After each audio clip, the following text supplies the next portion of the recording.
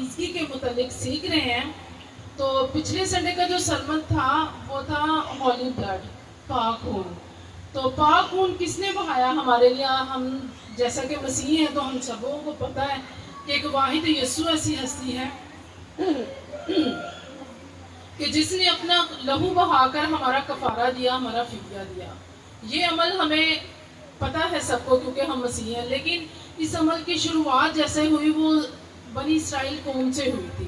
خداوند نے کیا کیا تھا؟ خداوند نے کہا تھا کہ تم اپنے گھروں کے باہر اب برے کا لہو لگانا. سب لوگ اسرائیلی جو تھے، جتنے اسرائیلی تھے صرف اس خون کی وجہ سے بچائے گئے تھے. مصریوں کے سارے پہلوٹے مارے گئے، کیا ان کے جانوروں کے کیا بچوں کے، لیکن اسرائیلیوں کا ایک بھی بچہ نہ مارا گیا. کیوں؟ کیونکہ انہوں نے برے کا لہو لگایا ہوا تھا. اور خداوند ان کو حکم دیا تھا کہ تم فسح کی عید منانا، اور فسح کی عید جب منائی جاتی تو اس میں قربانی دی جاتی.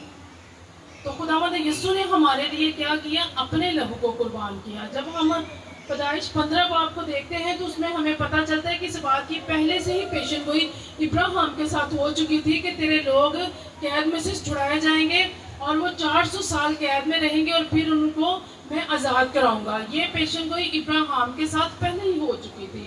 اور جب ہم اخبار کو دیکھتے ہیں تو اخبار میں ہمیں پتہ چلتا ہے کہ ایک برے کو ذبح کرنے کے لیے اخبار 17 باب میں کہ برے کو ذبح کیا جاتا اور اس برے کے خون سے کفارہ دیا جاتا تھا. یعنی کہ جب تک خون نہیں بہایا جاتا تھا تب تک ہماری مخلصی نہیں ہوتی تھی. تو مخلصی کے لیے ہمیں کیا کرنا پڑتا تھا؟ خون دینا پڑتا تھا، کیونکہ خون میں جان تھی، اور جب تک جان نہ دی جاتی تب تک کفارہ ادا نہیں ہوتا تھا. تو میرے عزیزوں، آج ہمارے لیے بڑا کفارہ دیا جا چکا ہے، اور وہ کفارہ ہمارے یسوع نے دیا ہے. یسوع المسیح نے یوحنا کی کتاب اس کے 6 باب اور اس کی 53 سے 54 آیت میں کہا کہ زندگی کا کلام میں ہوں.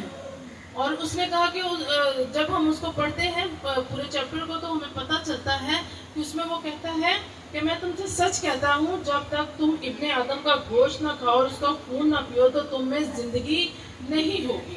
میرے عزیزوں، کیا آپ سوچ سکتے ہو کہ صرف ایک شیرہ پینے سے یا روٹی کھانے سے ہم ہمیشہ کی زندگی جی سکتے ہیں؟ ایسا نہیں ہے. ہم نے اس شیرے کو اس کی یادگاری میں لینا اور اس کے بدن کو بھی کھانا ہے.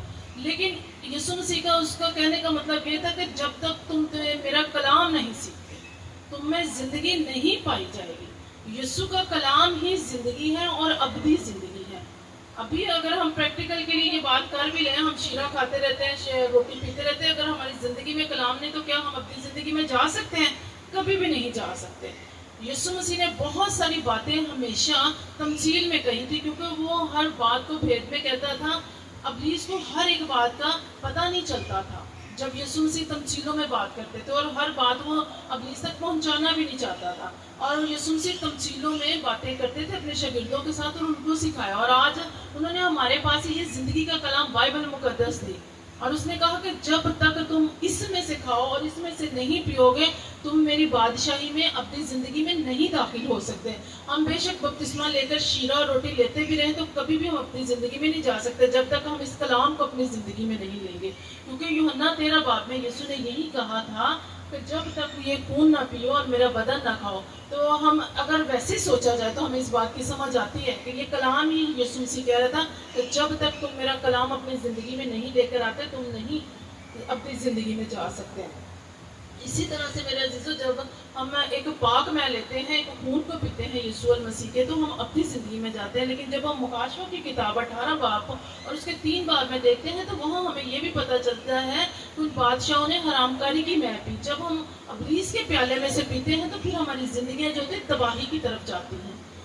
آج ایسے بہت سارے لوگ ہیں جو تباہی کی طرف جا رہے ہیں. اگر ہماری کرسچینٹی کو دیکھا، ہم اس چیز کو سوچ لیتے ہیں کہ فلاں چرچ ہے، لیکن اس بات کو اب دیکھا کریں کہ کہاں پہ ایک پاک کلام اچھے طور سے آپ کو دیا جا رہا ہے. اگر آپ کی زندگی میں خدا کا خون، خدا کا کلام پراپر طور سے نہیں پہنچ رہا تو آپ اپنی زندگی میں نہیں جا سکتے. جب ہم یہاں پہ مکاشفہ حرام کاری کی میں کی بات کرتا ہے مکاشفہ کی کتاب میں، تو ہمیں پتہ چلتا ہے کہ وہ ابلیس کے پیالے میں سے پینے کی بات کرتا ہے. تو ابلیس کا پیالہ یہ جھوٹی تعلیم اور یہ بہت ساری بدعتوں والی تعلیم، فقیہ اور فریسیوں نے بدعتوں والی تعلیم لی ہوئی تھی. وہ خود تو ایسا کچھ کرتے نہیں تھے، اور کیا کرتے تھے، بدعتی باتوں پر عمل کرتے تھے. تو خداوند یسوع مسیح نے یہ باتیں اپنے بندہ یوحنا عرب پر کھولی کہ جو حرام کاری کی میں پیتا ہے، جو اس کے شیطان کے پیالے میں سے پیتا ہے، جو غلط تعلیم لیتا ہے، وہ کبھی بھی خدا کی بادشاہی میں داخل نہیں ہو سکتا. تو میرے عزیزوں، آج کے کلام میں ہم نے یہ سیکھا کہ خداوند نے کیسے ہمیں پاک لہو کو سکھایا کہ کیسے ہم نے اپنا کفارہ دینا ہوتا تھا تو ہم پاک اور صاف ہوتے تھے، اور کیسے یسوع مسیح نے ہمارا کفارہ ادا کر کے آج اپنا لہو بہا کر ہمیں آزاد کرا دیا، ہمیں بحال کرا دیا، اور اب ہم نے پاک پیالے میں سے پینا ہے اور سوچ سمجھ کے خدا کے کلام کو سیکھنا ہے اور آگے بڑھنا ہے تاکہ ہم اپنی زندگی میں جا سکیں.